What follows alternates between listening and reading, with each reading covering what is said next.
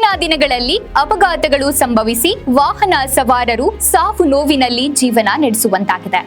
ಇನ್ನು ರಸ್ತೆ ಸಂಚಾರದ ನಿಯಮಗಳನ್ನ ಪಾಲಿಸಿ ಫಲಕಗಳನ್ನ ಅಳವಡಿಸಬೇಕಾದ ಇಲಾಖೆಯೊಂದಿಗೆ ಕೈ ಜೋಡಿಸಿ ರಸ್ತೆಯಲ್ಲಿ ನೂರಾರು ವಾಹನಗಳ ಅಪಘಾತಗಳನ್ನ ತಪ್ಪಿಸುವಲ್ಲಿ ಯಶಸ್ವಿಯಾಗಿದ್ದಾರೆ. ಆದ್ದರಿಂದ ಸಾರ್ವಜನಿಕ ಹಿತಾಸಕ್ತಿ ಮೇರೆಗೆ ಯುವಕರ ಸಂಜೀವಿನಿ ತಂಡವೊಂದು ಮಹತ್ವದ ಕಾರ್ಯ ಮಾಡುತ್ತಿದೆ.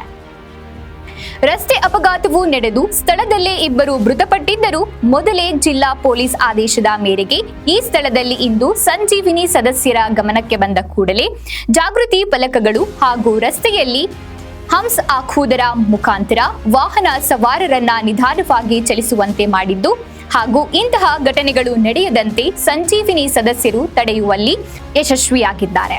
ಸಂಜೀವಿನಿ ತಂಡಕ್ಕೆ ಪರಿಕರಗಳನ್ನು ಒದಗಿಸಿದ ಬಡಾವಣೆ ಪೊಲೀಸ್ ಸ್ಟೇಷನ್ ಹಾಗೂ ಜಿಲ್ಲಾ ಪೊಲೀಸ್ಗರಿಗೆ ಹೃದಯಪೂರ್ವಕ ಅಭಿನಂದನೆಗಳನ್ನ ತಿಳಿಸಿದ್ದಾರೆ.